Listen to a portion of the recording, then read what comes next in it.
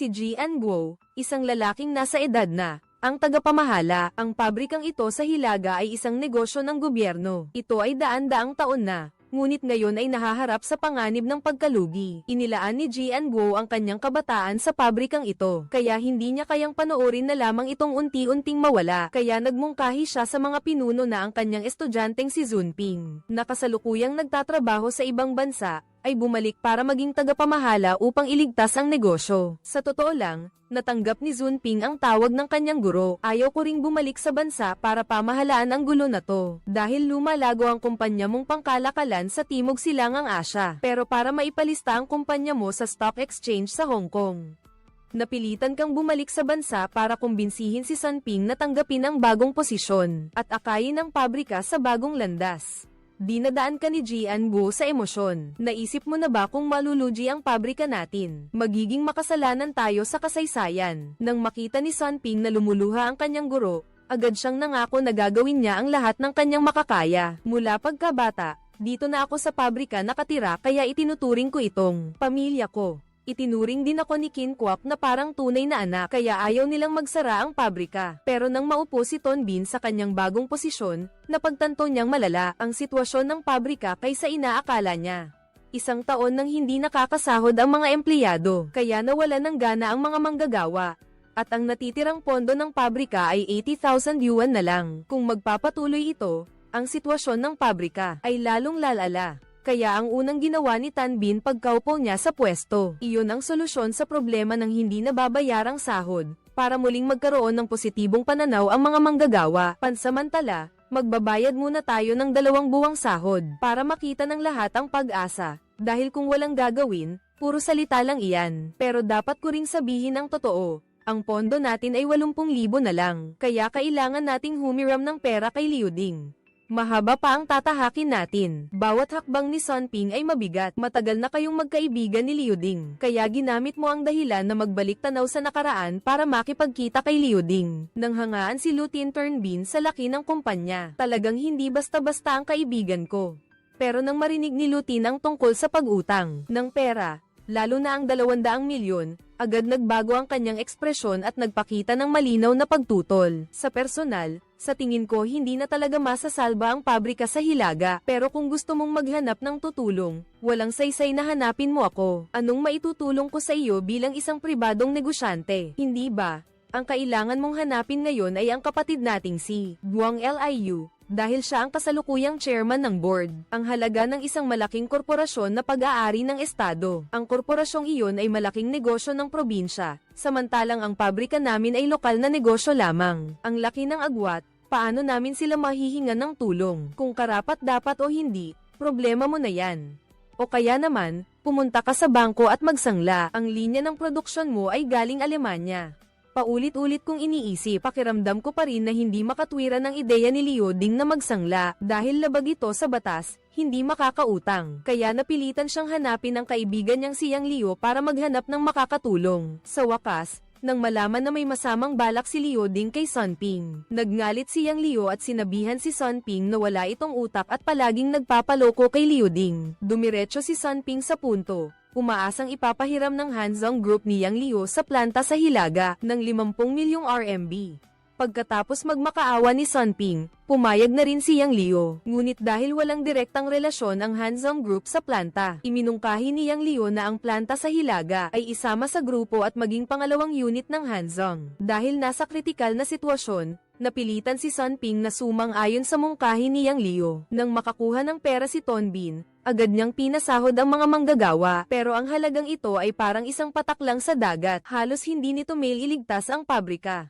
Mas gusto ng mga manggagawa na magdeklara ng pagkalugi. At least, sa pagkalugi, makakatanggap pa sila ng kaunting sahod at insurance. Kahit ang pondong nalikom ay maaaring maibalik, kaya sa pangkalahatang pagpupulong ng mga manggagawa, ang mungkahi ni Ton Bin na isama ang pabrika sa Hanzhong Group ay hindi na aprobahan. Nang marinig ito, labis na nagulat si Duang Lo. Transfer ko lang ng NDT 10 milyon doon, tapos sasabihin nilang hindi na aprobahan. Ano yun? Hinihiling ko na isauli mo agad ang 10 milyon na ka-transfer ko lang. Hindi ko magagawa yan dahil naipasahod ko na sa mga manggagawa ang perang yun. Ubus na.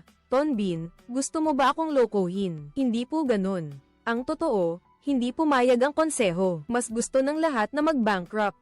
Naglaway na ako kakasabi, pero hindi ko pa rin makumbinsi ang lahat. Tonbin, naniniwala ka bang ipapahuli kita sa pulis ngayon din? Nang marinig ito, agad-agad na nangako si Tonbin na susubukan niyang kumbinsihin ulit ang lahat para isanib ang pabrika sa korporasyon ni Yang Liu. Maya-maya pa, ginamit ni Sun Ping ang kanyang buhay para takutin ang mga manggagawa na sumang-ayon sa desisyon ng pagsasanib, at sinabing kung hindi sila papayag, tatalon siya para humingi ng paumanhin sa mga empleyado. Sa huli, nagkaisa ang mga manggagawa na sumang-ayon. Ang susunod na hakbang ay ang reforma sa loob ng pabrika. Muling tinawag ni Sun Ping ang mga empleyado para magbukas ng isang pagpupulong, at nagkwento tungkol sa kasalukuyang sitwasyon ng pabrika mula sa kanyang personal na pananaw. Kailangan niyang tanggalin ang ilang bagay na hindi akma sa sitwasyon. Sa totoo lang, sa tingin ko dapat pagsamahin natin ang opisina ng pabrika at ang opisina ng partido. Isang opisina lang ang sapat. Kailangan din natin ng isang departamento lang para sa human resources, para makatipid sa gastos. Ang lumang paraan ng pag-iisip ay nakatanim na sa isipan ni Jian Guo, kaya't nang marinig niya ang kalahati, umalis na siya na may mukhang dismayado. Ngunit hindi nito mapapababa ang determinasyon ni Sun Ping, dahil naniniwala siya na kung gusto niyang magkaroon ng pagkakataong mabuhay muli ang bagong pabrika, kailangan niyang ipatupad ang isang serye ng mga bagong patakaran para makasabay sa kasalukuyang pag-unlad ng lipunan. Alam ni Jian Guo na hindi natutuwa ang kanyang ama, pero lubos niyang sinusuportahan ang mga reforma ni Sun Ping. Pagkalipas ng ilang araw, pumunta si Sun Ping sa bahay ng kanyang guro para mag-ulat. Ito ang tinatawag na muling pagbubuo ng patakaran sa pagbabahagi ng utang. Ang isang bahagi ng interes ay ibabalik, at ang isa ay ibebenta sa merkado bilang mga sapi para mabayaran ng 200 milyong bayad sa paglilipat at bayad sa relokasyon. Ayon sa takdang panahon, ang Hanzong Group ay naghahanda na dagdagan ang kanilang pamumuhunan ng 300 milyon sa atin. Kung magiging maayos ang lahat, inaasahan na sa pagtatapos ng taon, makakapagpatuloy na ang pabrika sa produksyon. Sa ngayon, galit pa rin si Jian Guo kay Sun Ping dahil sa usapin ng reforma. Nang makita ito ni Sun Ping, gumamit siya ng praktikal na teorya para kumbinsihin ang kanyang guro. Sa kabilang banda, abala ang Hanchong Group sa paghahanda para sa pagsasanib ng planta sa Hilaga. Mukhang ang pagsasanib na ito ay isang talo, dahil patuloy na nagbabayad ng utang at nagbibigay ng pondo si Hanchong sa planta. Ngunit ang tunay na nakikinabang ay si Hanchong, dahil maaari silang umasa sa kasaysayan ng produksyon ng planta sa Hilaga na daan-daang taon na, para mapabuti ang tatak dahil ilang buwan pa lang na nakaraang nagbayad ng advance si Tonbin sa mga manggagawa. Kaya sa ngayon, halos isang taon pa ring hindi nababayaran ang mga manggagawa, na nagresulta sa pagiging pabaya ng mga manggagawa sa trabaho. Kaya hindi pasado ang kalidad ng produkto, at dahil dito, nakatanggap ang pabrika ng maraming balik na produkto mula sa mga kasosyo. Si Tonbin ay bagong upo kaya kailangan niyang magpakitang gilas. Nangako siya sa mga manggagawa na bukas ang araw ng sweldo, pero mawawalan siya ng kredibilidad. Mahihirapan siyang pamunuan ang mga manggagawa. Nang gabing iyon, nagmaneho siya papuntang probinsya para humiram ng pera kay Duanglo. Madaling araw na, habang natutulog pa si Yang Liu, dumating si Sun Ping na may dalang isang supot ng kakanin. Bakit ang aga-aga? Nagdala ka na agad ng almusal para sa akin. Alam na ni Yang Liu na pupunta si Sun Ping para humiram ng pera. Huminahon ka muna. Dahan-dahan mong sabihin sa akin ang problema. Sabi ng leader ng korporasyon, ang korporasyon daw ang matibay na suporta ng planta sa Hilaga. Suporta nga, pero hindi matibay. May mga paghihirap din kami. Kailangang maibigay ang sahod ngayong araw. Diretsong sinabi ni Sun Ping na kung hindi siya makakatanggap ng 18 million yuan ngayon, ang pagmumukha niya rito ang dahilan kung bakit walang magawa si Yang Liu. Sino ba kasing nagsabi sa kanya na mangako kay Sun Ping na lilinisin niya? Ang gulo na to. Wala nang nagawa si Yang Liu kundi magpaliban sa ibang pabrika para makakuha ng pera na ibibigay kay Sun Ping. Nang matanggap ni Sun Ping ang pera, masaya siyang bumalik sa pabrika. Tinawag niya ang lahat ng empleyado para magpasahod. Naresolba na ang problema sa loob.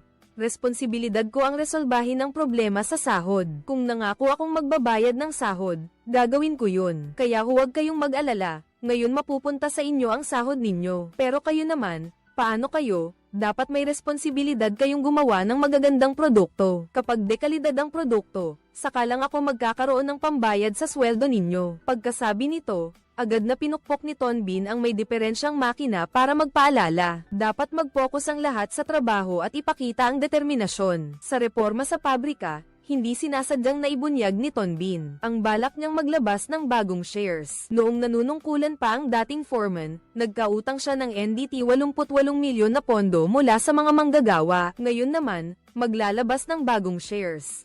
Hindi nagustuhan ng marami ang paraang ito. Muling pinayuhan ng mga tauhan si Tonbin na pumayag ng mag-bankrupt para mabawi ang kapital na inilagak sa pabrika, pero may sariling prinsipyo si Tonbin. Gusto niyang gawing korporasyon ng pamumuhunan sa equity ang pabrika. Para sa susunod, sa equity sila maninindigan. Mula nang kumalat ang balita na malapit nang bumagsak ang pabrika ng mekanikal sa Hilaga, sinimulan ng bantayan ng kakumpetensyang Resta ang pabrika. Dahil may alas ang pabrika na kailangan nila. Iyon ay ang linya ng produksyon mula sa Germany. Namuhunan si Ludin ng 1 bilyon sa Resta. Kaya nang matanggap niya ang balita, nagpanggap siyang nakikiramay kay Kinkwa para kumbinsihin siyang ibenta sa akin ang linya ng produksyon. Pagkatapos kumain ng busog, sinimulan ni Turnbin na bitagin siya. Una, ipinaalam niya ang desisyon ng pabrika na sumanib sa Han Corporation para talikuran ni Lutin ang balak na bilhin ang linya ng produksyon ng Germany. Tapos sinabi niyang maglalabas siya ng karagdagang 3 milyong bagong shares. Alam na alam ni Lutin na gusto siyang hinga ng pera ni Turnbin. Hindi kailanman mangyayari iyon.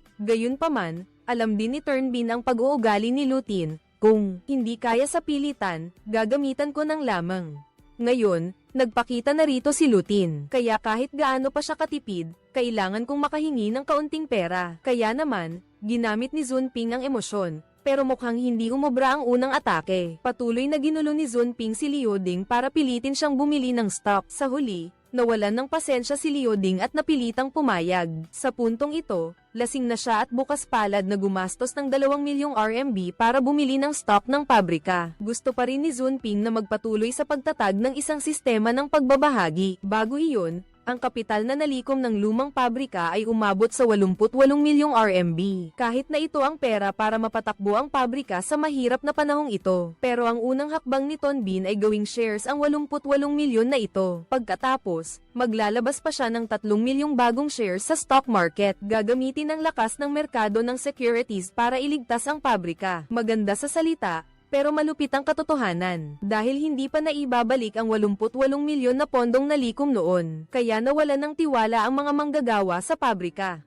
Ngayon, hindi lang ayaw nilang bumili ng bagong shares, kundi nanggugulo pa sila para ibalik ng pabrika ang pondong nalikom sa kanila. Determinado si Tonbin na akayin ng pabrika na malagpasan ang krisis, at nakakuha ng target na maglista ng securities sa Hong Kong. Kinausap niya ang mga retiradong leader, basta makapagtatag ng sistema ng pagbabahagi at makontrol ang kumpanya. May pag-asa pa ring bumangon ng planta sa Hilaga. Maganda ang naging tugon ng mga dating leader. Ang problema ngayon ay ang mga batang opisyal ay ayaw gumastos ng pera para bumili ng shares. Nang makita ito ni Tonbin, naglabas siya ng mahigpit na utos. Kung talagang ayaw nilang bumili ng shares, ano ang gagawin? Kung ayaw mong bumili, sumulat ka ng resignation letter para sa akin at maghanap ka ng ibang trabaho. Samantalahin natin to para magbawas ng empleyado. Magandang ideya yan. Isang bato, 2 ibon. Tama ako, di ba? Bumili ka ng shares. Ibig sabihin, suportado mo ang pagtatayo ng joint stock company. Gusto mong mag-resign.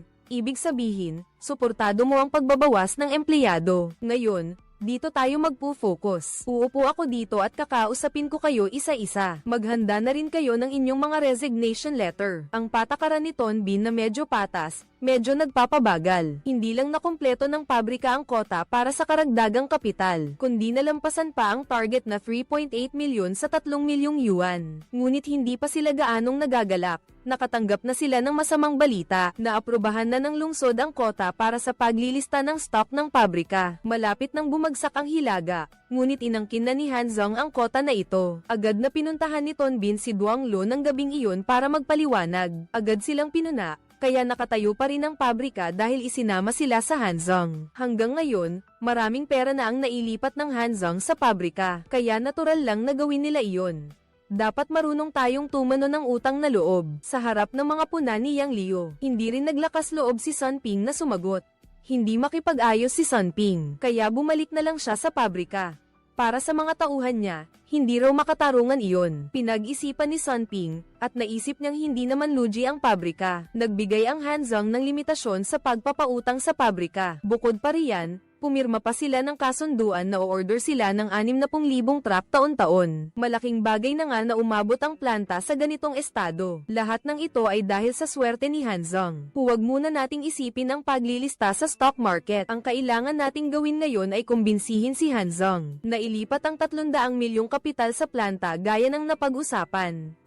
300 milyon na hindi na kailangang bayaran. Sa kalaunan, ang halagang iyon ay magiging pagmamayari ng stock ng kumpanya. Kung mas malaki ang kanilang kapital, mas malaki ang pagmamayari. Kapag lumaki ang parte ng korporasyon, lalong mawawalan ng saysay ang ating boses. Tama yan, kaya ngayon pa lang, kailangan na nating baguhin ang sistema ng pagbabahagi ng mga parte sa pabrika. Paghandaan nating mabuti ang mga hakbang para rito. Sa ilalim ng pamumuno ni Junping, sa loob ng 3 taon, sa wakas, umani ng tagumpay ang pabrika sa Hilaga. Naging pangalawang antas na negosyo ito ng Hansong Group. Ipinangako noon ng Hansong na maglalagay sila ng 300 milyong puhunan, pero hindi pa rin nila ginagawa. Ngayon na malapit nang maitala sa stock market ang pabrika, gusto agad nilang mamuhunan ng 500 milyon samantalang ang kumpanya mismo ay may hawak lang na 200 milyong shares. Kapag pinayagan nating mamuhunan si Han Trong ng 500 milyon, ang karapatang magsalita ayon sa porsyento ng pagmamay-ari ay parang lahat ng pinaghirapan ng pabrika ay mapupunta lang kay Han Trong. Hindi papayagan ni Ton Bin na mangyari iyon. Kailangan niyang kumbinsihin ang mga empleyado na dagdagan ng kapital at shares ng 300 milyon para maging pareho. Sa ganun, ang boses ng pabrika ay mananatili sa atin. Ngayon, saan naman kukuha ng pera ang mga opisyal at empleyado? Hindi tayo pwedeng tumingin lang sa panandaliang kita at hindi isipin ang pangmatagalang benepisyo, di ba, Boston? Ilang beses na tayong nag-raise ng kapital nitong mga nakaraang taon. Ngayon, 300 milyon pa, talagang mahirap na. Gaano man kahirap, kailangan nating gawin. Ito ang pinakamahalagang sandali sa kasaysayan, kaya kailangan nating samantalahin. Tayo ang may-ari ng pabrika. Alam ko kung saan kukuha ng pera. Ipagkatiwala nyo na to sa akin. Pero ang kondisyon, ang paghawak ng shares ay, bigyan mo ako ng kapangyarihan para maisanla o ma-mortgage ko. Medyo simple lang naman to. Simulan na natin. Ang unang naisip ni Ton Bin ay ang trust company ni Tan. 5 taon na ang nakalipas. Para kay Tan Din, ang pabrika sa Hilaga ay parang isang butil ng buhangin lang. Noong taong yun, nang umutang si Ton Bin, hindi siya pinansin nito. Pero iba na ngayon, malapit nang maglista sa stock market ang pabrika sa Hilaga. Siyempre, hindi pa lalampasin ni Tan Din ang malaking isdang ito. Sa bagay na to, todo suporta ako sa'yo. Alam ko namang tutulungan mo ako. Sabihin mo na, ang General Assembly ng mga shareholders. Magkano ang kailangan ninyong pera para madagdagan ng kapital? 200 milyon po. Walang problema. Si Yang Liu rin ay kumikilos na. Sa simula pa lang, nahulaan na niya na pupunta si Sun Ping. Salamat sa tulong ng State-Owned Assets Supervision and Administration Commission para malutas ang problema ng 300 milyon na kapital, kaya pumunta sila sa merkado. Pero ang sagot na natanggap nila ay hindi raw sasali ang komisyon sa paglikom ng kapital na ito. Pag-uwi ni Yang Liu sa bahay, nalaman niyang sinira siya ng kanyang hipag. Isinangla ni Ton Bin ang mga parte sa pagpupulong ng mga shareholder sa kumpanya. Ang tiwala ni Tan Din sa halagang 300 milyon. Sinira mo ang malaking plano ko. Alam mo ba, nakakatayo ka pa riyan at nagdadakdak, napakasama ng grupo ninyo sa ibang tao. Gusto mong magsalita ng moralidad. Noong nahirapan ang pabrika, tinulungan mo ba sila? Ngayon naman ay tumatakbo ka para pag-usapan ang estratehiya ng kooperasyon. Tama nga, nag-aalaga ng ahas sa manggas, nag-aalaga ng sorrow sa bahay. Ngayon ay labis na sumasakit ang ulo ni Duang Lo dahil sa paghawak ng mga parte. Pagkalipas ng ilang araw, pinuntahan ng alkalde si Ton Bin. Bilang tagamasid, pinapayuhan ng mayor si Ton Bin na hayaan pa rin si Han Trong na magkaroon ng mas malaking porsyento ng mga sapi para sila ang maging pangunahing shareholder. Sa huli,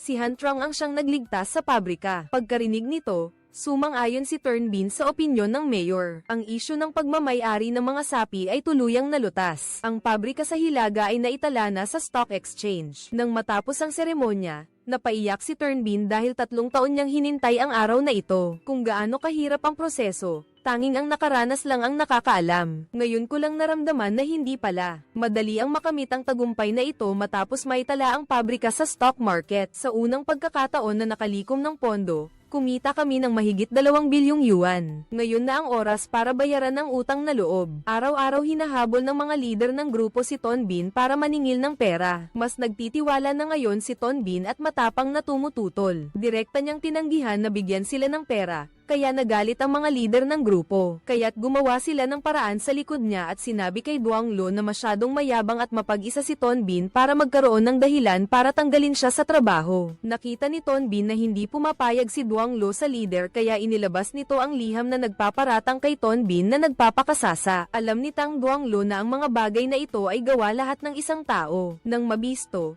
labis na napahiya ang leader at pilit itong nagdahilan. Kung hindi ginawa ni Ton Bin ang mga bagay na ito, saan kukuha ang mga litratong iyon? Pagkasabi nito, agad itong umalis.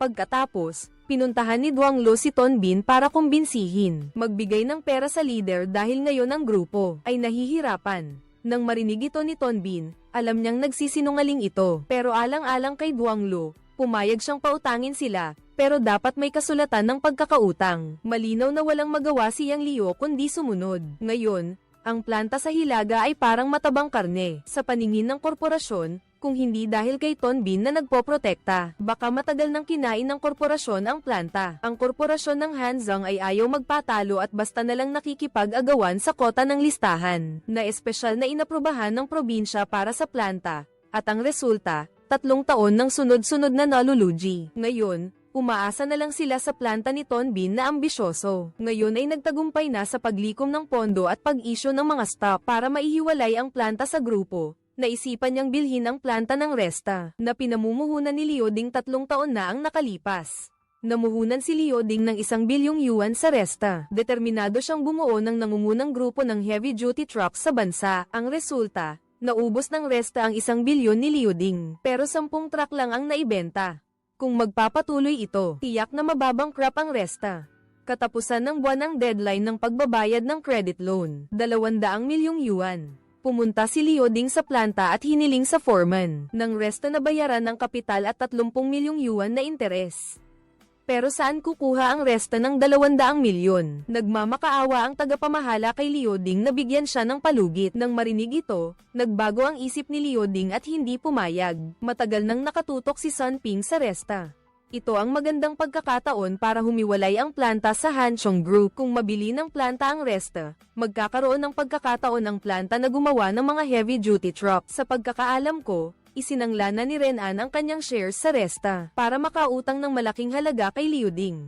Ngayon, pinagmamadali na siya ni Liu Ding na magbayad. Talaga, akala ko ba napakaraming pera ni Liu Ding? Aling negosyo ba ang hindi nakakaranas ng kakulangan sa pera? Maraming subsidiary company ng Liu Ding Group ang malapit ng malugi. Hinala ni Ton Bin na may problema sa chain of capital ni Liu Ding. Ngayon ang pinakaangkop na oras para bilhin ang Resta. Ito rin ang dahilan kung bakit ako dumalo sa party ng kaklase kong si Liu Ding ngayon. Hindi ko inaasahang makikita ko si Nam An dito. Agad pinatawag ni Ton Bin ang anak niyang si Qin Kwak para tawagan si Nam An. Nalaman nila na papunta na siya sa airport para mag-business trip. Agad silang sumakay sa kotse at hinabol siya.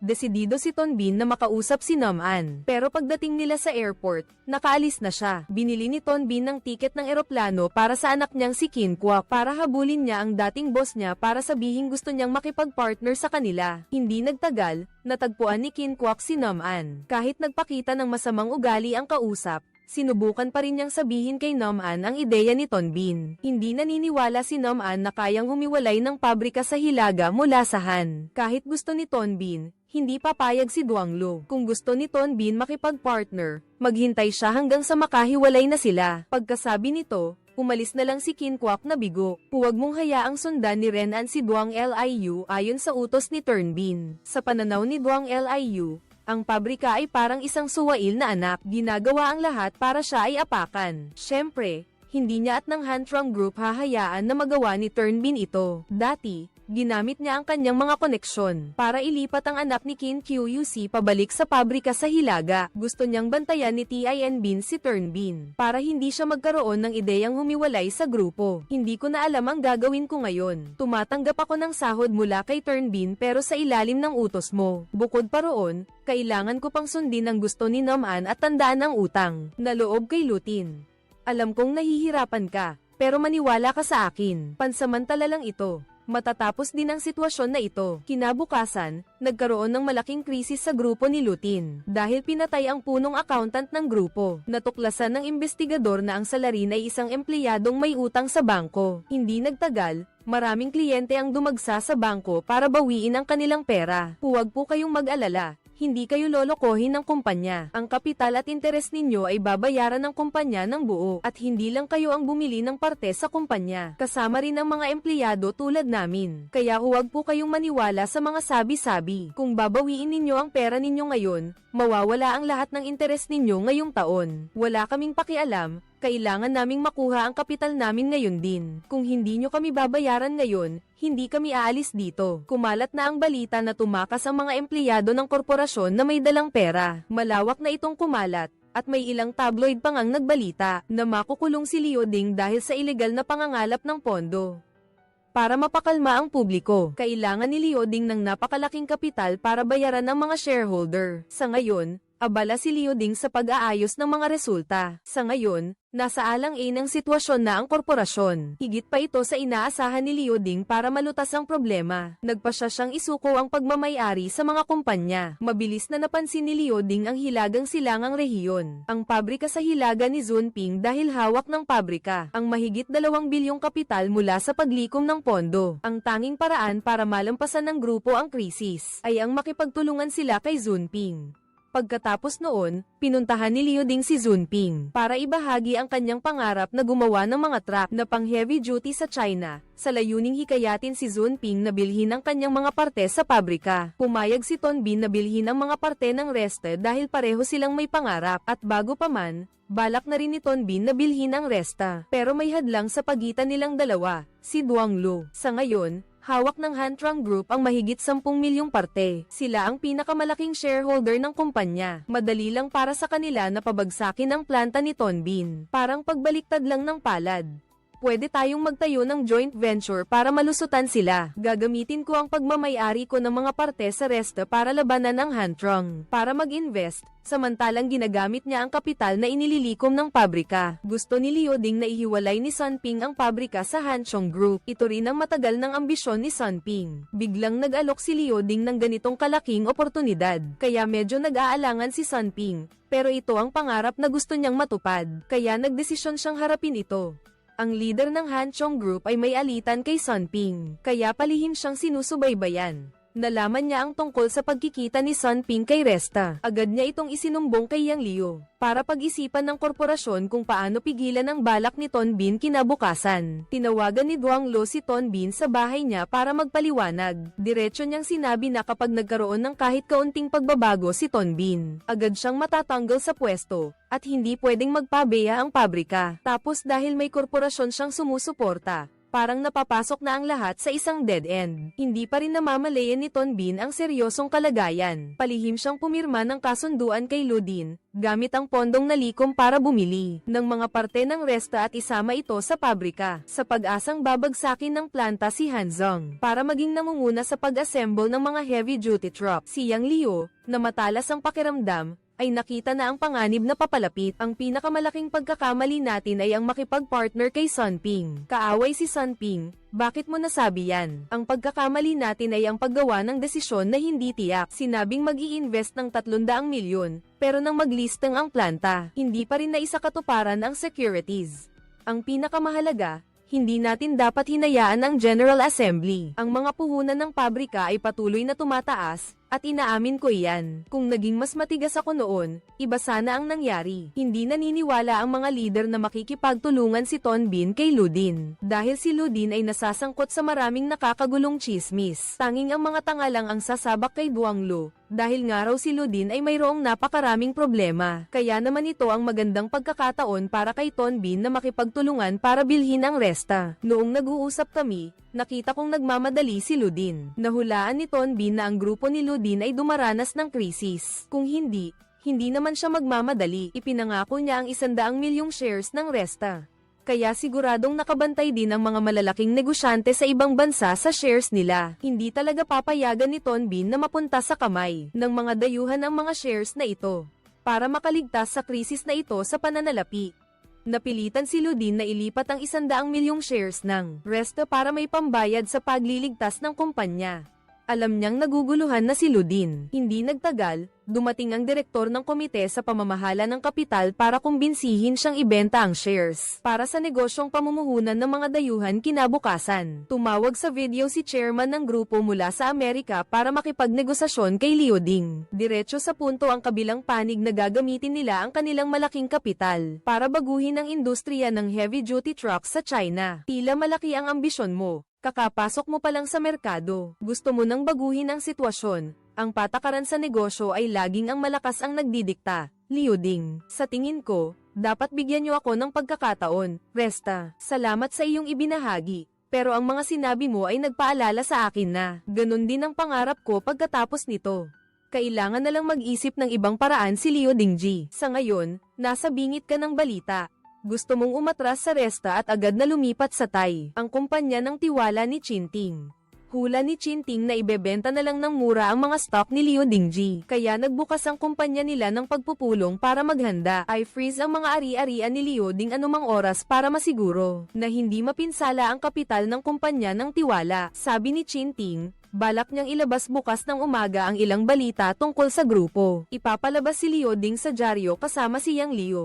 Magdudulot ng malaking reaksyon ang balitang ito. Alam ni Yang Liu ang tungkol dito at sinabi kay Liuding. Agad namang sinabihan ni Liuding ang kanyang sekretarya na ayusin ito. Kinabukasan, dinalaw niya ang pabrika ng Resta at nakitang lumalaki ang negosyong kanyang pinuhunan. Labis siyang naantig at nakaramdam ng kaunting tagumpay. Pero para mangyari ang lahat ng ito, humihingi na lang siya ng tawad sa kanila. Nagpapasalamat ang tagapamahala sa mga ambag niya sa pabrika. Sa nakaraang mga taon, si Liuding ay nag-invest lamang, hindi tulad ng ibang mga kumpanya na nagpapadala ng mga tao para kunin ang mga pinakamataas na posisyon sa kumpanya. Kaya pala umunlad ng husto ang bagong pabrika kahit negosyante si Liuding. Pero isa siyang nagtapos ng mechanical engineering. Kaya sa puso niya, laging may pangarap na mapaunlad ang industriya ng heavy-duty trucks sa bansa. Pinayuhan niya ang foreman na makipagtulungan sa pabrika ni Tonbin. Taos-pusong nagpasalamat si Liuding sa foreman at umalis. Simula nang mangyari ang insidente, ang Liuding Group ay nawalan ng 7.6 bilyong yuan sa loob lamang ng 11 araw. Ganyan ang mundo ng pananalapi. Kaya nitong payamanin ka sa isang gabi lang, o kaya naman ay durugin ka ng todo. Nalaman ng kumpanya ng tiwala na may problema sa daloy ng kapital ni Liuding. Agad silang nagpadala ng mga tauhan sa grupo Liuding para imbestigahan ang problema sa kapital.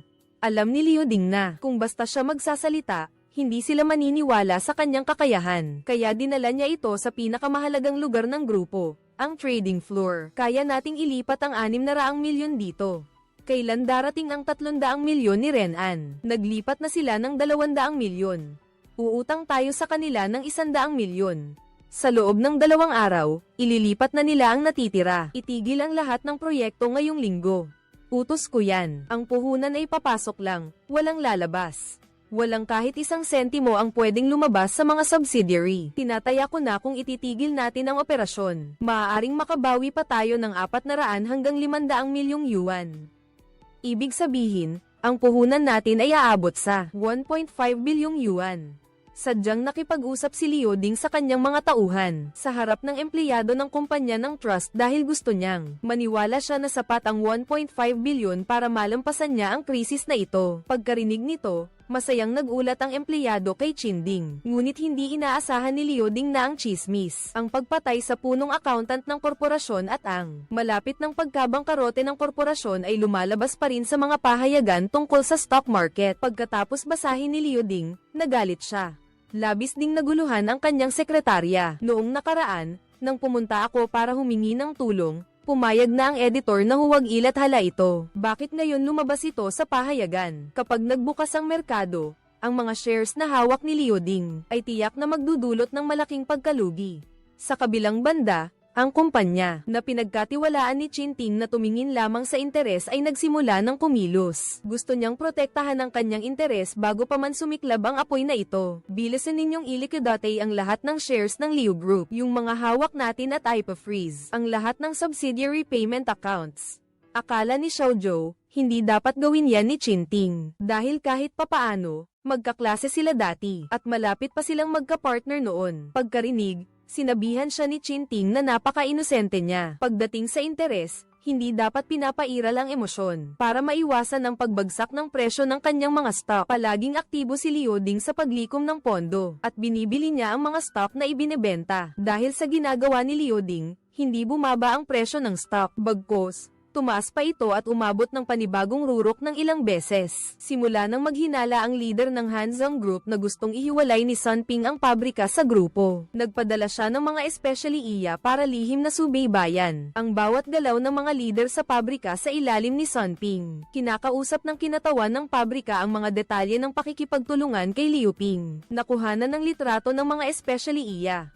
Sinubaybayan nila ng 3 araw at 3 gabi. Napansin ng mga especially iya na nag-inuman at nagdiwang ang dalawang panig. Mukhang nagkasundo sila. Pagkatapos, pumunta si Sun Ping sa tagpuan ng leader ng Hanzhong Group. Siguradong malapit nang pumirma ang dalawang panig ng kasunduan sa pakikipagtulungan. Agad na ipinagbigay alam ito kay Yang Liu at pinayuhang tanggalin sa pwesto si Sun Ping. Kahit na totoo yan, hindi ko pa rin maitatanggi ang kakayahan niya. Ano man ang kakayahan niya, kung hindi naman siya tapat, ano ang silbi? Gusto niyang makipag-ugnayan kay Liu Ding para pabagsakin tayo. Yang Liu, kailangan na nating kumilos.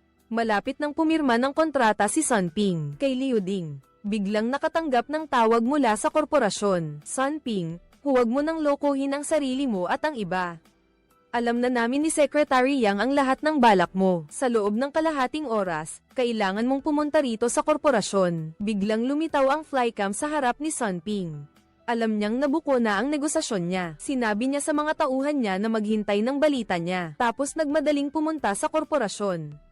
Ang naghihintay sa kanya roon ay isang pagpupulong para pag-alitan siya. Alam ni Ton Bin na hindi siya pwedeng magkamali sa harap ni Duang Lu. Kaya kahit anong sabihin ni Duang Lu at ng mga lider, tinanggap niya ang paliwanag ni Ton Bin na pumunta siya roon para mag-survey ng lugar para magtayo ng pabrika. Hindi ibinunyag ni Duang Lu ang balak niya doon mismo. Sa halip, binalaan niya ito na tandaan ang kanyang posisyon. Huwag daw itong mag-isip na humiwalay sa grupo. Dapat daw nitong alalahanin na noong pinakamahirap na panahon, tinulungan ng Hantrong ang pabrika. Kaya sila naging negosyong nagkakahalaga ng bilyon-bilyon. Ngayon pa lang, hindi na matanggap ni Ton Bin ang naririnig niya. Sabi mo kay Duang Lu, kailangan nating umayon sa batas ng merkado. Hindi pwedeng maging matigas ang grupo sa kilos ng ekonomiya. Ayaw marinig ni Duang Lu ang hiwalay na paksang ito. Isa lang ang layunin mo. Babalaan si Ton Bin. Hindi pwedeng tradorin ang grupong Hantrong. Seryoso na ang usapan. Kahit si Lu Din, nahulaan na ang posibilidad. Natatanggalin si Ton Bin sa grupo. Pero hindi naniniwala si Ton Bin na magagawa yun ni Duang Lu para pumirma ng kasunduan sa pakikipagtulungan kay Liu Ding. Napansin ni Sun Ping na may sumusunod sa likod, kaya inutusan niya ang driver na lumiko sa highway para mawala ang mga sumusunod sa kanila bago pumunta sa lihim na tagpuan para pumirma ng kontrata kay Liu Ding. Pagkalipas ng 2 araw, ginamit ni Sun Ping ang dahilan na ang pabrika ay nagsasagawa ng proyekto ng pagpapalawak at pagsasaayos para humingi kay Yang Liu ng pag-aproba sa paggastos ng 300 milyong yuan. Pinaghihinalaan ni Yang Liu na ibinigay ni Sun Ping ang 300 milyong ito kay Liu Ding sa ilalim ng pangalan ng isang dayuhang mamumuhunan para bilhin ang mga shares ng Resta na hawak ni Liu Ding at saka isakatuparan ng pangarap na ihiwalay ang pabrika sa grupo. Nang maghanda si Ton Bin na ilipat ang pera, biglang dinala ni Duang Lu ang mga tauhan ng grupo sa pabrika. Nagbukas ng pagpupulong at ipinahayag ang pagtanggal kay Ton Bin dahil sa kusang paglabag sa kontrata. Sa pakikipagtulungan sa grupong Hantrong, si kasamang Ton Bin ay nagsagawa ng aktibidad ng pamumuhunan na lumalabag sa mga regulasyon na nagdulot ng panganib sa sitwasyon ng negosyo at pamamahala ng kumpanya. Kinakatawan ko ang mga shareholder at ang grupong Hantrong na ipinapahayag ang pagtanggal kay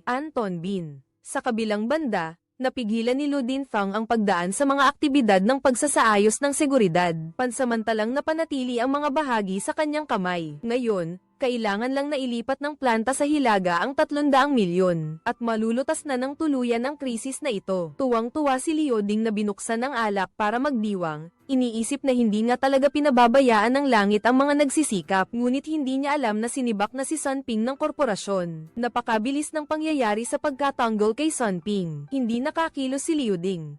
Ang pinakaapektado sa bagay na ito ay walang iba, kundi siya, na naghihintay sa 300 milyong galing kay Sun Ping para malampasan ang krisis sa pananalapi, pero sa pinakamahalagang sandali pa nagkaproblema. Ang mas masahol pa, Sinaksak pa ni Chin Ting si Liu Ding sa likod. Sa gitna ng krisis na ito, iminungkahi ng trust company ni Chin Ting na aisil ng korte ang 1 bilyong shares natin. Hindi sumuko si Sun Ping. Alam niyang kailangan niyang magplano ng pangmatagalan para makaganti. Kaya anako niya ang lahat ng responsibilidad para ang kanyang mga malalapit na tauhan ay manatili at magpatuloy bilang mga tagapamahala. Tutal, nang mapatalsik si Liu Ding, gustong bilhin ni na Sun Ping at Yang Liu ang mga shares ng Resta. Kaya pinaghihinalaan ni Sun Ping na si Yang Liu ang may kagagawan ng mga nangyari. Sinadya akong ipahamak para mabawi ng kumpanya ang 300 milyon. Ang pagbili nila sa Resta na nagngangalang Duang Liu, napakatuso. Huwag mong kalimutan na noong pinakamahirap ka, binili ni Duang Liu ang pabrika sa Hilaga para iligtas ka. Ang pagiging nandito ko ngayon ay dahil din sa kanila. Ipinadala ako para suportahan kayo. Ginagawa nila iyan dahil gusto nilang patabay ng pabrika bago katayin. Tingnan mo, bahagya pa lang tayong umaangat, kumilos na sila. Sobra ka na. Huwag kang magsalita ng walang utang na loob. Sa palagay ko, may punto si Turnbin sa sinabi niya. Sadyang hinintay ni Duang Liu na mag-usap sina Turnbin at Lutin. Pagkatapos, saka siya kumilos para hindi tayo makaganti. Nagsimula ng magplano ng kontra-atake si Turnbin. Kahit na ang Hantrang Group ang pinakamalaking shareholder, ang planta sa Hilaga ay isang negosyong may magkahalong shareholders. Kaya hindi basta-basta makakagawa ng gusto niya ang Hantrang. Dahil ayaw niyang pakawalan ang tigre pabalik sa gubat, tinangka ni Duang Liu na bitagin si Turnbin. Sinabi niya na ang produksyon ng mga heavy-duty truck sa Hantrang ay napakaluma na. Umaasa siyang babalik si Turnbin sa grupo bilang General Manager, Direktor. Dahil noong taong iyon, mas malala pa ang sitwasyon ng pabrika. Pero nagawa pa rin ni Turnbin, kaya siguradong magtatagumpay rin siya sa Hantrang. Alam na alam ni Turnbin na ang pagpunta niya sa Hantrang ay nangangahulugang wala na siyang pagkakataong bumalik sa pabrika. Kaya kahit anong mangyari, hindi siya papayag. Turnbin, ayaw mong uminom ng alak na inaalok. Gusto mong maparusahan. Ano, hindi ako iinom ng alak na inaalok o alak na parusa. Bahala na kayo at ang mga leader dyan. Kinabukasan, dinala ni Duang Liu ang kanyang mga tauhan sa kumpanya ni Lutin para makipag-usap. Bilhin nating muli ang 100 milyong share sa kamay ni Liu Ding sa halagang 800 milyong yuan para kay Hanzhong, para maging namunguna siya sa merkado ng mga heavy-duty truck. Pero hindi pumayag si Liu Ding. Hindi pa nga natatagalan nang matanggal si Sun Ping. Nagsimula ng baliwalain ng mga opisyal ng kumpanya ang reforma, kaya naging mabagal ang operasyon ng planta. Parang malapit nang magsara ang mga opisyal na sinuspinde ni Sun Ping noong reforma. Sinira nila ang kumpanya nang matanggal si Sun Ping para magkawatak-watak ang negosyo. Patuloy na nakakatanggap ng mga sumbong si Yang Liu. Nagpas siyang hanapin si Turnbin para kausapin at bigyan siya ng babala. Kakauumpisa pa lang ng usapan, ibinato na ni Duang Lu ang mga litrato ni Ton Bin at Duang Lu na pumipirma ng kontrata ng kooperasyon. Sa harap ni Ton Bin, lumalabas na kontrolado niya ang lahat. Akala ni Ton Bin, nagtago sila sa lugar ng epidemya para pumirma ng kontrata. Akala nila walang makakaalam. Pero saan man may mga mata at tainga si Duang Lu. Hindi nakapagtataka na nahuli sila ni Duang Lu sa pinakamahalagang sandali. Masyadong maliit ang balahibo ng Hantrang Group para makuha ang malaking manto tulad ng pabrika sa Hilaga. At nakita niyang nabisto ni Yang Liu ang ambisyon niya. Wala nang nagawa si Sun Ping kundi aminin ang pagkakamali habang nag-uusap sila. Biglang nakatanggap ng tawag si Yang Liu mula kay Liu Ding. At yun pala, alam ni Liu Ding na si Yang Liu lang ang makakatulong sa kanya. Kaya pumayag siyang ibenta kay Yang Liu ang mga shares na hawak niya sa halagang 1.2 bilyon. Nakatayo si Sun Ping sa isang sulok. Narinig niya ang usapan ng dalawa. Sa totoo lang, wala kaming ganoong kalaking pera ngayon. Sa ngayon, 300 milyon na lang ang nakuha ng grupo mula kay Ton Bin. Noong nakaraan, kaya naming ilipat agad sa inyo ang halagang ito. Kung ganyan ang inyong intensyon, tatanggapin ko. Magpaparaya ako, hindi ko na kayo hihingan ng buong bayad. Ngayong taon, hahatiin sa 2 pagbabayad. Ngayon, ibigay nyo sa akin ang 600 milyon, tapos sa huling bahagi ng taon, ibigay nyo ang natitirang 300 milyon. Naresolba na ang planta sa Hilaga, maibibigay nyo ba sa akin bukas? Sa tingin ko, hindi pwede. Alam nyo naman na kami ay negosyo ng gobyerno, kaya maraming patakaran. Pagkaalis ni Duang Liu, agad na tinawagan ni Turnbin si Tianbin para magbilin. Kailangan daw niyang ingatan ang selyo ng pabrika. Ano man ang mangyari, huwag daw niyang hayaan ang Team 5. Hindi nila makukuha ang selyo na ipinadala ni Duang Liu. Kung wala ang selyo, hindi makukuha ni Duang Liu ang 300 milyon ng pabrika. Alam ni Tianbin na labag sa batas ang paggamit ng grupo sa pera ng pabrika. Akala niya, hindi maglalakas loob si Duang Liu na gawin iyon. Pero alam ni Turnbin na determinado na siyang gawin iyon. Kaya kailangan nilang pigilan ito pagkatapos patayin ang makina. Tumawag ka pa sa mga tauhan mo. Sabihin mo kay Yang Liu, gusto niyang kunin ang 300 milyon mula sa pabrika para bilhin ang mga shares. Kapag nagtagumpay ang bentahan kay Liu Ding, tapos na ang lahat. Kaya kailangan nilang mag-isip ng paraan para pigilan ito. Itago mo ang lahat ng selyo at ang kasunduan sa paghawak ng securities. Bukas, pumunta ka at iulat ito kay chairman ng probinsya. Hindi inaasahan ni Yang Liu na ibebenta ni Liu Ding ang kanyang shares sa halagang 1.2 bilyon. Sa hinaharap, muling itatag ang equity at maglista sa stock exchange. Ang halaga ng stock ay dapat tumaas ng hindi bababa sa 3 beses. Balak niyang magbukas ng pulong ng board of directors. Sa korporasyon bukas, sa makalawa, ililipat ang pera kay Liu Ding. Hinihiling ni Turnbin sa kanyang mga tauhan na pumunta sa probinsya para hanapin ang gobernador ng probinsya ngayong gabi para pag-usapan ito. Bago kumilos si Duang Lu kinabukasan, pumunta ang accountant ng Hantrong Corporation sa bahay ni Tianbin. Hinihingi ang selyo at pinipilit siyang maglipat ng pera. Nagmaang-maangan si Tianbin at hindi nagbigay. Tumawag si Duang Lu para takutin siyang ibigay ang selyo. Hindi na si Turnbin ang chairman ng board of directors ng planta ngayon. Ako na ang chairman ng board ng planta ngayon. Kaya kailangan mong sundin ang mga utos ko. Ibigay mo sa akin ngayon din ang selyo ng accounting ng korporasyon. At bumalik ka na sa posisyon mo bilang sekretarya. Hoy, Sekretarya Duang, huwag mo na siyang hanapin.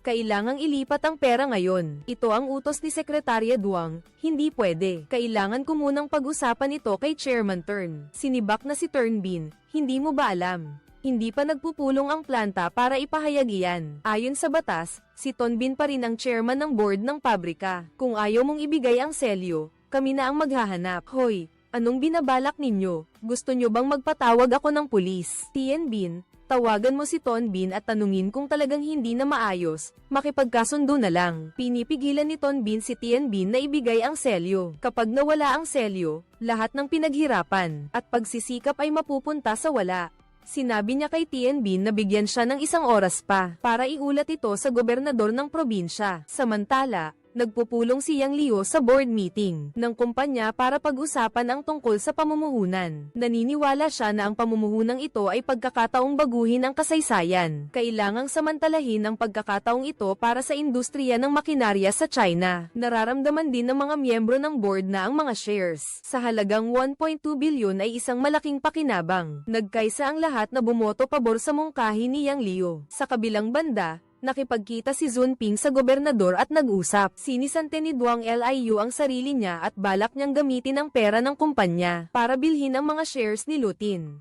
Ilegal ang ginagawa niya. Nalaman ng chairman ng probinsya, kaya tinawagan agad si Duang Liu para pigilan siyang gamitin ang pera. Chairman ng probinsya, madalas din namang nangyayari sa ibang mga kumpanyang nakalista. Sa stock market ang mga ganyan, pero hindi ko nakikita, kaya hindi ko kayang bantayan lahat.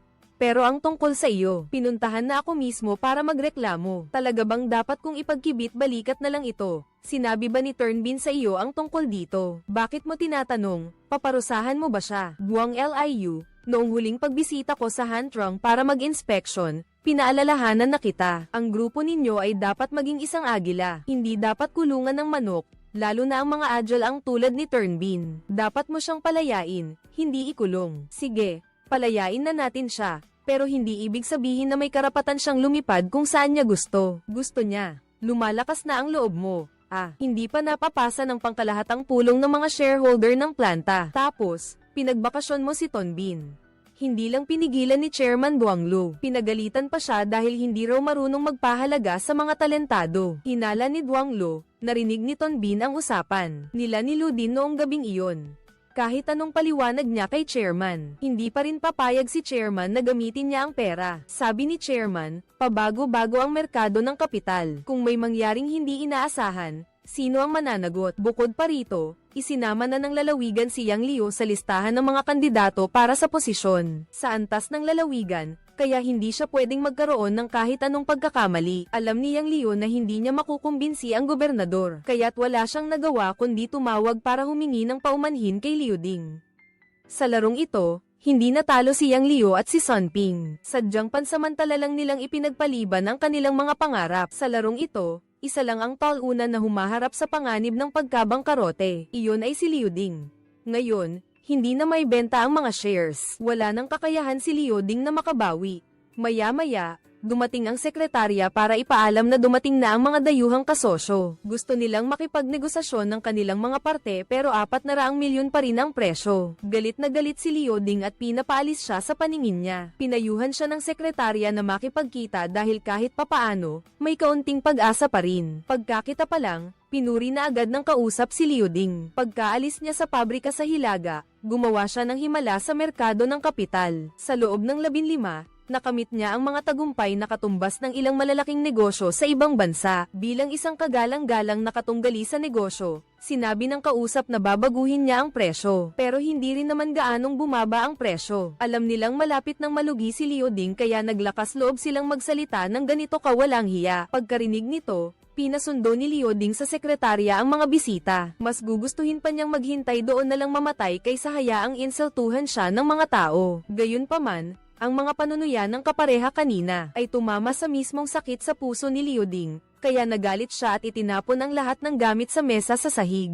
Pagsapit ng gabi, nagkita sina Yang Liu at Liu Ding para kumain. Naghinayang si Liu Ding na dati hindi niya pinapansin ang pabrika sa Hilaga, maging si Han Zhang din. Hindi niya akalaing sa loob lamang ng isang buwan. Naharap ako sa panganib ng pagkabangkarote. Alam ni Liu Ding na hindi basta-basta ang tatlong iyon. Noong mga panahong iyon, tinulungan ni Yang Liu ang pabrika sa Hilaga dahil nakita niya ang motibo nila. Kaya niya naitatag ang chain ng industriya ng mga truck. Diretsahang inamin ni Yang Liu na mabigat ang Hanzhong. Walang tutulong sa iba kung walang mapapala. Ginamit ni Sun Ping ang Hanzhong para iligtas ang kumpanya. Kailangan din niyang gamitin ang pabrika para matupad ang pangarap niya. Pero pareho ang pangarap ninyong dalawa. Walang gustong malampasan ng isa't isa. Kaya sa ngayon, naglalaban kayong dalawa. Ilang araw pagkatapos, ang mga tauhan ay nagbalita kay Liu Ding na ang pagmamanipula nila sa merkado ay iniimbestigahan na ng Securities Regulatory Commission, kaya ang stock code nila ay masususpinde ang transaksyon. Simula ngayon, lahat ng empleyado ng ating Securities Department ay inilipat na sa Provincial Securities Regulatory Bureau para makipagtulungan sa investigasyon. Lahat ng nangyayari ay gaya ng inaasahan ko. Ngayon, lahat ng stocks na ipinanagot natin ay na-liquidate na. Bagsak na tayo. Nagpautang sa atin ang bangko at ilang kumpanya. Nagdemanda na silang lahat sa atin, kaya walang makakakuha ng mga shares ni Liu Ding. Ayon sa abogado, 2 krimen ang ginawa ni Liu Ding. Una, manipulasyon ng kapital sa stock market. Pangalawa, pag-withdraw ng kapital ng walang pahintulot. Sa 2 krimeng ito, gaano katagal akong makukulong?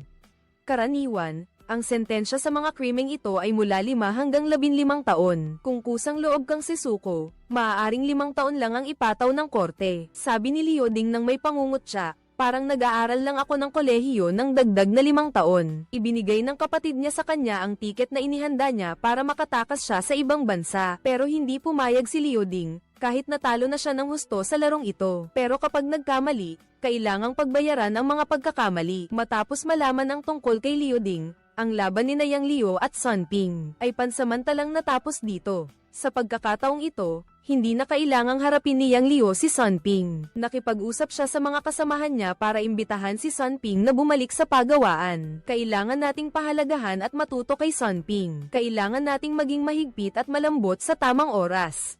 Ayusin mo. Magpaluto tayo sa kusina ng ilang pagkain para mamayang tanghalian. Imbitahan natin si Ton Bin para magkaayos na tayo. Pagkatapos kumain at magpakabusog, si Duang Lo at ang leader ay nagsimulang magpakita ng paghingi ng tawad kay Ton Bin.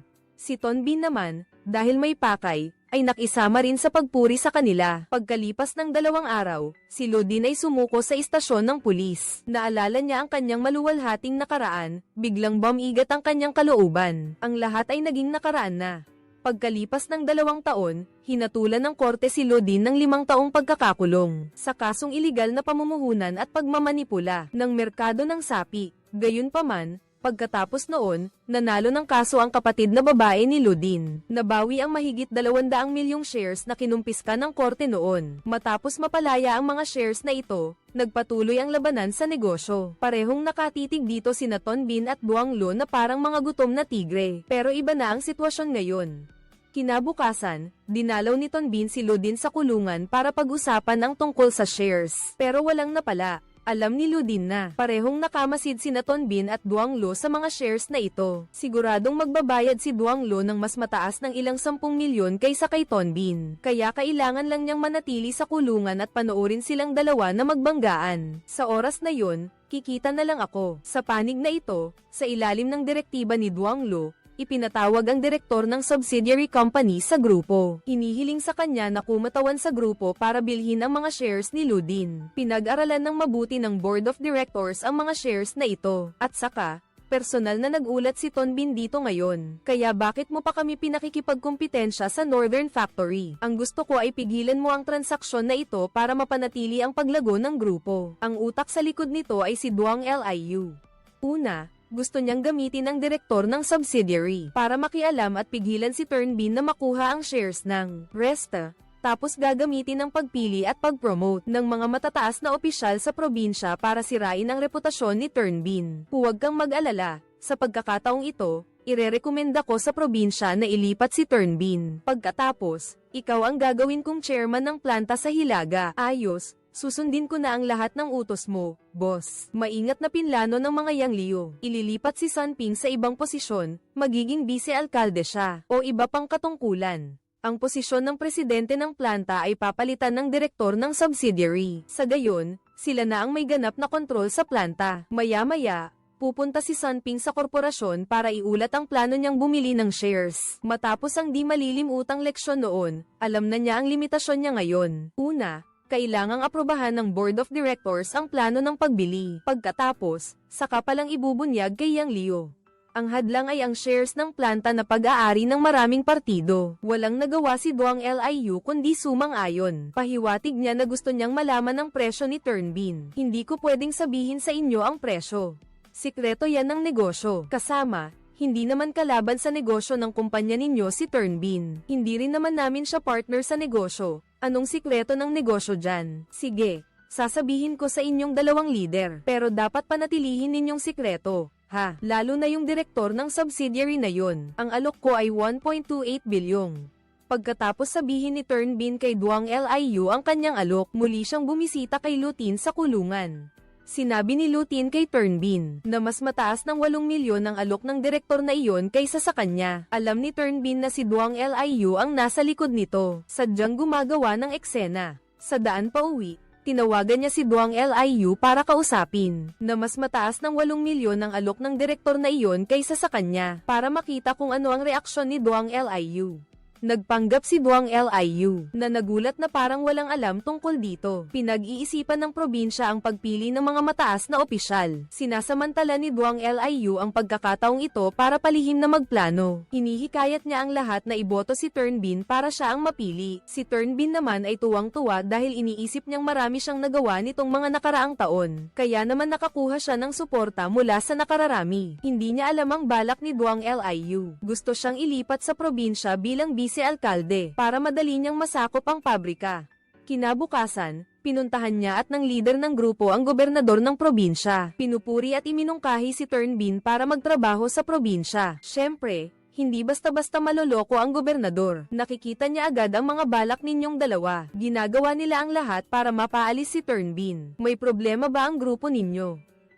Wala. Paano naman magkakaroon? Isa kaming grupo na. May napakatibay na pagkakaisa sa pamumuno.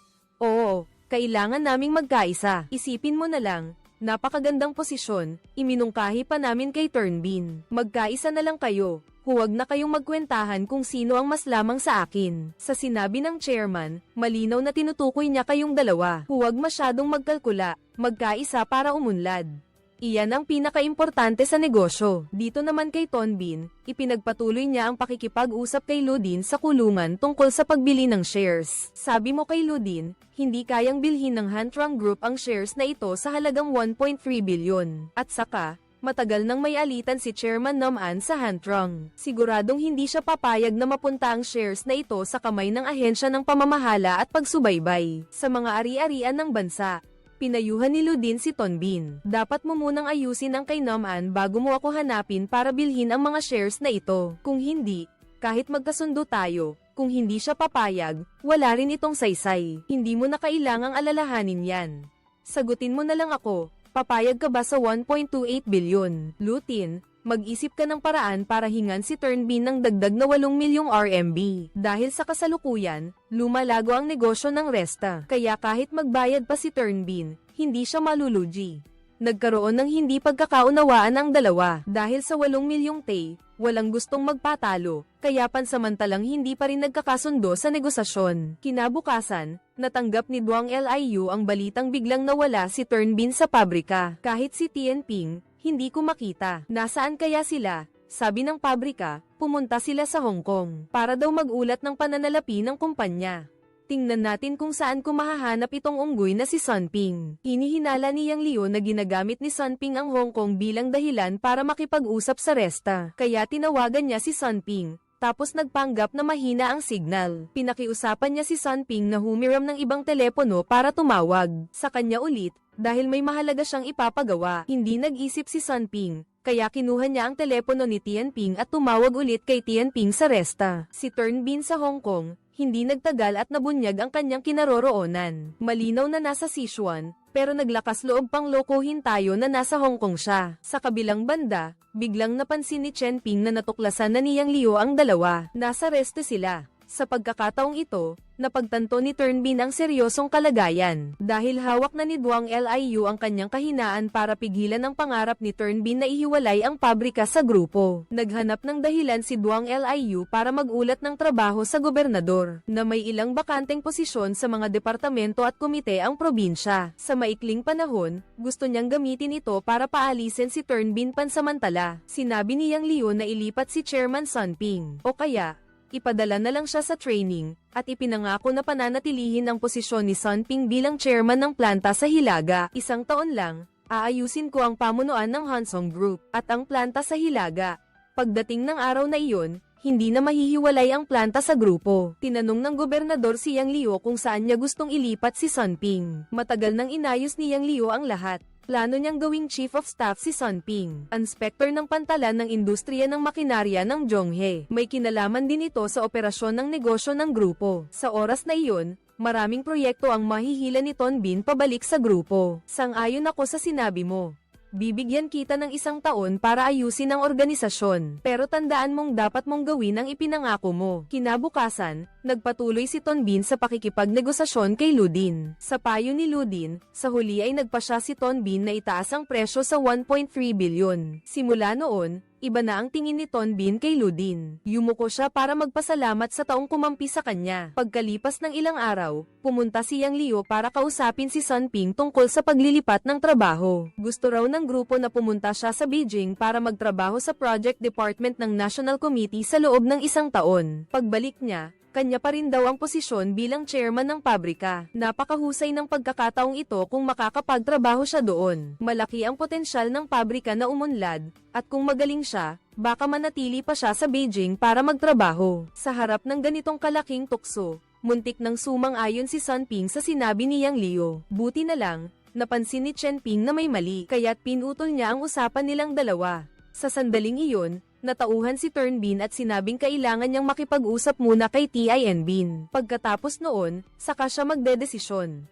Akala ni Turnbin, magandang bagay ito. Pinagalitan siya ni Tianbin dahil sa pagiging sakim at mangmang.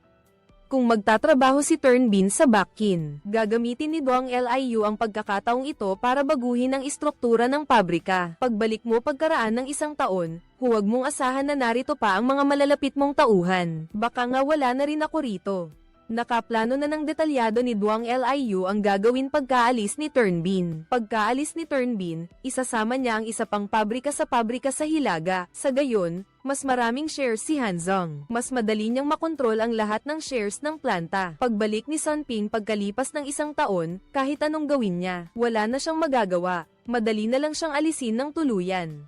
Bukod pa rito, may plano na rin si Yang Liu para kay Sunping. Hindi pumayag si Hanzong na utangin sa planta ang 350 milyong halaga ng makina. Kung susundin ang kontrata, kailangan ng bayaran ni Hanzong ang 100 milyon sa planta sa susunod na linggo. Balak na sanang pirmahan ng liderato ang paglalabas ng pera, pero pinigilan ni Yang Liu. At kailangan pa nating umorder ng dagdag na 5,000 makina. 6 na buwan na ang nakalipas nang umangkat ka ng 10,000 makina, tambak pa rin yan sa bodega. Kung hindi dahil sa 10,000 makinang yan, hindi tayo magkakautang ng ganyan kalaki sa pabrika. Ngayon, balak mo pang umangkat, ano ba yan, Yang Liu?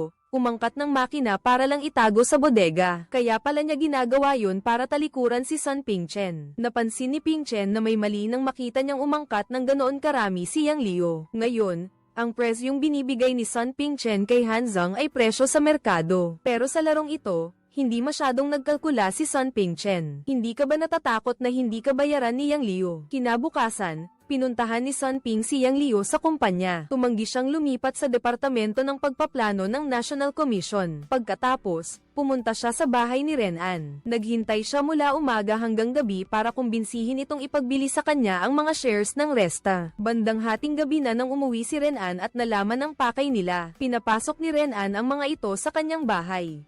Tiwalang-tiwala si Sunping. Naniniwalang basta bigyan siya ng pagkakataon, makukumbinsi niya si Renan na makipagtulungan. Sa kasalukuyang sitwasyon, pinapayuhan ko si Renan na huwag makipag-ugnayan sa mga dayuhang negosyo. Dahil kung gagawin niya iyon, magiging bahagi sila ng Resta. Kapag nangyari iyon, hindi na mapapasama ang Resta sa listahan ng mga malalaking negosyo sa industriya ng China. Sa totoo lang, mayroon pa kayong isang pagpipilian. Iyon ay ang bumuo ng isang malaking negosyo na may tatak na pambansa. Ang paraan ko ay isama ang Resta sa North Factory Group. Gamitin ang kapital na nalikom ng North Factory para tulungan ang Resta na lumago. Pagsamahin ang Liuding at Resta para maging isa. Gamitin ang pangalan ng Northern Factory Group. Magtulungan tayong maglista sa stock market para sa kapakinabangan ng lahat. Sa hinaharap, ang Northern Factory Group ay magpapatupad ng patas na mga insentibo. Magtutulungan si Ton Bin at Tien Bin para kumbinsihin si Nam-an. Ngunit nag-aalala pa rin si Nam-an kung napunta na ba sa kamay ni Ton Bin ang mga shares ni Liuding. Inamin ni Ton Bin na halos tapos na ang negosasyon. Kontrata na lang ang kulang.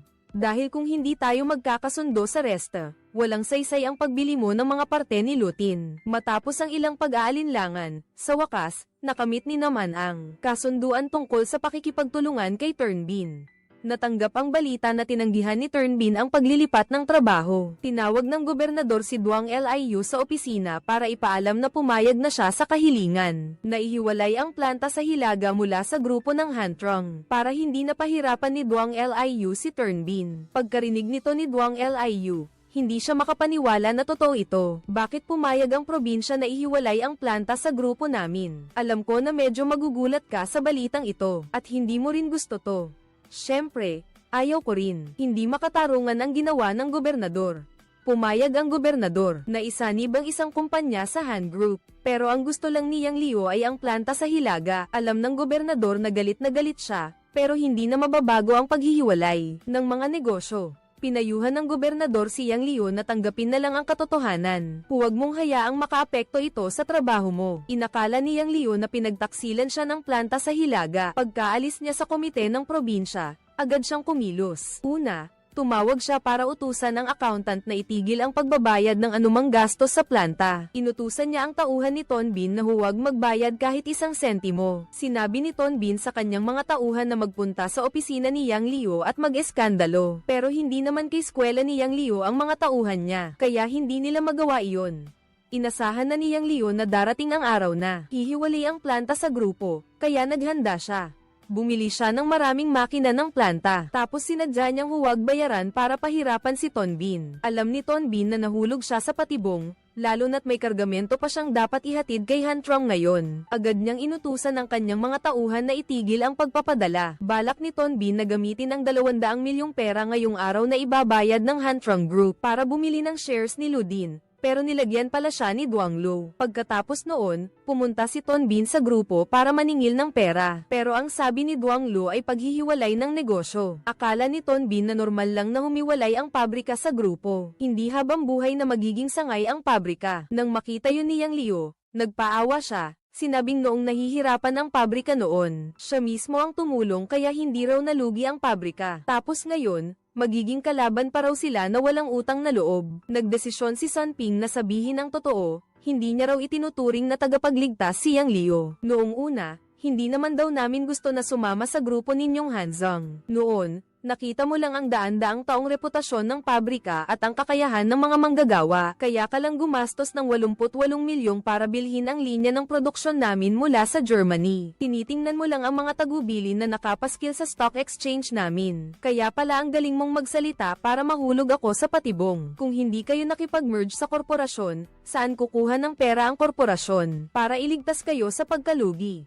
Kaya huwag mo ring ipagmalaki na ikaw ang nagligtas sa amin. Pinipilit mo kami. Nagkaroon na kayong dalawa ng mainit na pagtatalo dahil dito. Sabi ni Duang Liu, noong una, ang ginastos niya para iligtas ang pabrika ay halos 400 milyon. Nagkataon na kapareho ito ng halaga ng perang utang ng korporasyon sa pabrika para sa makina. Si Turn Bin ay mariing tumanggi sa ganoong palitan. Dahil kumita na rin naman ang planta ng malaking pera para sa grupo mula sa stock market. Ang matigas niyang paninindigan ay ikinagalit ni Duang Liu. Nakita iyon ni Duang Liu kaya ginamit niya ang kanyang trump card. Diretsahang sinabing nakabili siya ng 60 milyong shares ng kumpanya ni Lutin. Ngayon, ang dayuhang negosyo ang pangalawang pinakamalaking shareholder ng kumpanya ni Lutin. Ang pangatlong pinakamalaking shareholder ay ang grupong Hantrong. Kung makikipagtulungan ng grupo sa dayuhang negosyo. Kung gayon, ang dayuhang negosyo ang magiging pinakamalaking shareholder. Sa puntong iyon, mapapahamak si Zunping.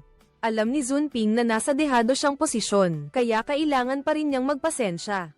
Mabilis niyang tinawagan ang kanyang mga tauhan para ipadala ang mga produkto. Dahil pinipilit siya ni Yang Liu, napilitan si Zunping na hayaan ang grupo na bayaran ang mga produkto ng paunti-unti. Ngunit kailangang bayaran, kung hindi, ituturing itong paglabag sa mga panuntunan sa pananalapi. Pagkatapos, iminungkahi niyang bilhin ang 60 milyong shares ng kumpanya ni Liu Ding na hawak ni Yang Liu. Noong panahong iyon, binili ni Yang Liu ang mga shares sa halagang 2 yuan. Handang bilhin ni Zunping ang mga ito sa halagang 6 yuan, sapat na para mabayaran ang lahat ng bayarin sa mga produkto. May utang ang korporasyon sa pabrika, pero ayaw ni Yang Liu. Sabi pa niya, kahit magbayad ng mataas si Ton Bin, hindi niya raw ito ibebenta sa kanya.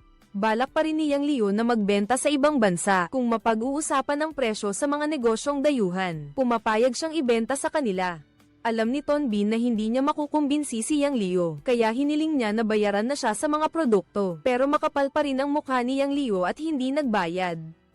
Pagkaalis ni Ton Bin, tinawag ni Yang Liu ang mga opisyal ng korporasyon para magpulong. Alam ng lahat na binili niya ang mga parte ni Liu Ding kaya ang mga miyembro ng board ay nagmungkahi kay Yang Liu na makipag-partner sa isang dayuhang negosyo para harangan ang pagtakas ni Sun Ping para hindi mahiwalay ang pabrika sa korporasyon. Gayunpaman, kahit matapang siyang magsalita, medyo nag-aalala si Yang Liu sa kanyang matalik na kaibigan. Hindi ko akalain na magkakaisa ang opinyon ng lahat. Bakit walang nag-iisip na ibenta pabalik ang mga parte kay Sun Ping? Para maging matatag ang pabrika sa Hilaga, huwag ninyong kalimutan na pag-aari ng probinsya ang pabrika. Kundi rin ito ang negosyong pinaghirapan nating itayo. Ang pinakamahalaga ay dapat nating unahin ang kapakanan ng bansa. Pagkatapos ng pulong, pinayuhan pa rin ng mga pinuno si Duang Liu na pigilan si Turn Bin na magtayo ng sariling negosyo. Alam ni Duang Liu na hindi niya ito magagawa dahil si Turn Bin ay may malakas na suporta mula sa chairman. Ang pinahahalagahan ni Duang Liu ay ang pagpapalaki ng kita ng grupo. Iniling niya sa mga pinuno na subukang makipag-usap sa mga dayuhang negosyo para makita kung kaya nilang bigyan tayo ng mas malaking kita. Matapos ang napakaraming pagsubok, sa wakas, nakamit din ng planta sa Hilaga ang paghihiwalay mula sa Hanchong Group. Pero kapag ang planta ay nagsarili, malalagay ito sa malaking panganib. Hula ni Yang Liu, babagsak ang presyo ng stock ni Ton Bin. Hindi magtatagal, babagsak ng husto ang presyo ng stock ng planta. Kailangan nating bilisan ang pag-anunsyo ng pagbili ng shares ng Resta para magkaroon tayo ng mas malakas na posisyon, lalo na kung bibilhin natin ang shares ni Liuding. Pagsamahin ang tatlong panig para makabuo ng perpektong sistema. Kumpiyansa si Turnbin sa kanyang plano, pero hindi niya inaasahan na kailangan pa ring aprobahan ng probinsya ang kontrata ng paglilipat. Tumawag si TINBin para alamin ang progreso, at ang natanggap niyang resulta ay hindi ito naaprobahan. Sa ganitong sitwasyon, tiyak na bababa ng biglaan ang presyo ng mga parte ng pabrika ng Hilaga sa Hong Kong Stock Exchange. Nagbigay na rin ng mga negatibong komento ang Hong Kong News tungkol sa paghihiwalay ng pabrika ng Hilaga sa Hantrong Group. Dahil dito, bumagsak ang presyo ng mga parte ng pabrika. Sa ngalan ng pagliligtas sa negosyo, inutusan ni Duang Liu ang kanyang mga tauhan na bumili ng mga parte ng pabrika dahil alam niyang tiyak na tataas muli ang stock na ito, kaya gusto niyang makabawi ng kaunting pera sa loob lang ng isang araw. Bumaba ang presyo ng stock ng pabrika ng 61%. Agad na tinulungan ng gobernador si Tonbin na lutasin ang problemang ito. Abala si Tianbin sa paglutas nito dahil hindi ito tinanggap ng mga internasyonal na mamumuhunan. Dahil sa laki ng ibinaba ng presyo, kinailangan ni Tonbin na pakalmayan ang damdamin ng malalaking shareholder. Nagpatawag siya ng pagpupulong ng mga shareholder ng gabing iyon at ipinakita ang kontrata ng Resta. Paglilipat ng mga share sa pabrika, ipinaliwanag na binili niya ang mga share ni Lodin at binawi ang mga ito. Bukas, ipaalam natin ito sa publiko. Siguradong tataas ulit ang presyo ng stocks. Bumili si Duang Liu ng stocks ng pabrika noong bumaba ang presyo. Ngayon, hihintayin na lang natin ang magandang balita para ibenta at kumita. Siguradong malaki ang kikitain natin.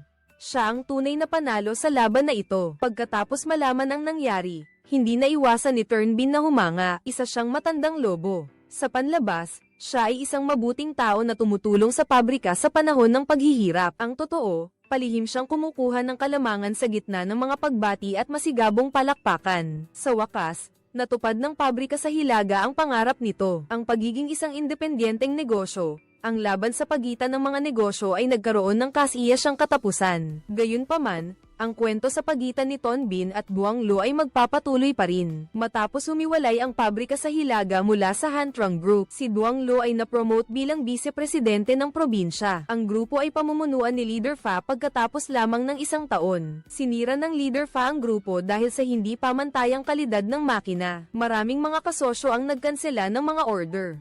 Sa loob ng isang taong ito, nagsagawa si Tonbin ng mga reforma sa pabrika. Kung may problema sa teknik ng paggawa ng makina, hahanap ako ng paraan para malutas ito agad, at saka nakarating na ako sa maraming bansa sa mundo. Matagumpay kong nabili ang kumpanya ng hydraulic water sa Germany at nakipag-partner sa negosyo sa Amerika. Nagtayo ako ng sentro ng pananaliksik at pagpapaunlad ng teknolohiya, ang planta sa Hilaga. Pagkatapos ay sumali ako sa pagbabahagi sa negosyo, gumawa ng barko sa France. Ang planta sa Hilaga ay lalong nagkakaroon ng reputasyon sa larangan ng paggawa ng makina, kapwa sa loob at labas ng bansa. Sa kabilang banda naman si Hanzong. Sa ilalim ng pamumuno ng vice-presidente, unti-unting tinatanggihan ng merkado ang grupo. Kahit ngayon, hindi na nila kayang magbayad ng sahod sa mga manggagawa para iligtas ang kumpanya mula sa pagkalugi. Nagmobilisi siya ng 2 bilyon mula sa kumpanya at umutang ng 3 bilyon sa bangko para sa isang proyekto sa real estate ng sakahan. Nabigo ito dahil kailangan ng bansa na magtayo ng elevated railway. Nagkataon, dumaan ang riles sa lupang ito, kaya bumaba ang halaga nito. Nang malaman ni Duang Liu ang nangyari, agad niyang tinawagan si Turnbin para magkita sila. Umaasa siyang iligtas nito ang kumpanya ng Hantrong. Narinig ni Turnbin na gustong gamitin ni Duang Liu ang teknolohiya sa produksyon. Tumanggi agad ang makina nila sa pabrika ng Han. Wala nang ibang malapitan ang mga leader ng grupo kaya't humingi na lang sila ng tulong sa chairman. Ang resulta,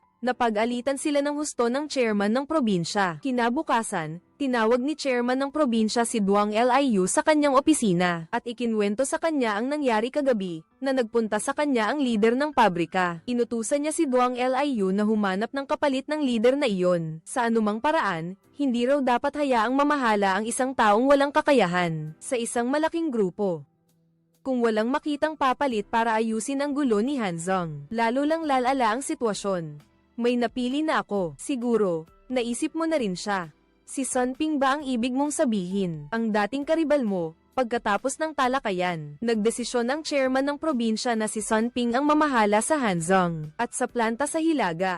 Dahil siya lang ang may kakayahan ngayon. Yang Liu, ikaw ang bahala sa pagkausap kay Sun Ping. Yang Liu, pumunta ka sa planta sa Hilaga para ipaalam kay Sun Ping. Nagdesisyon ng probinsya na ipaubaya sa kanya ang Hanzhong Group. Malinaw na ayaw ni Sun Ping na hawakan ang gulo ng Hanzhong. Nabalitaan na hindi nakumbinsi ni Yang Liu si Sun Ping. Inimbitahan ng gobernador si Sun Ping para magkape. Patuloy pa ring tumanggi si Sun Ping. Sinabi ng gobernador na sa anumang bagay, kailangan laging may isang taong handang umako ng responsibilidad, kaya kailangan nilang harapin ang mga kahihinatnan nito. Ang pagliligtas sa Hanzhong, ang mga sinabi ng gobernador ay nagpaantig sa damdamin ni Sun Ping. Direkta akong pumapayag na pamunuan mo ang Hanzhong.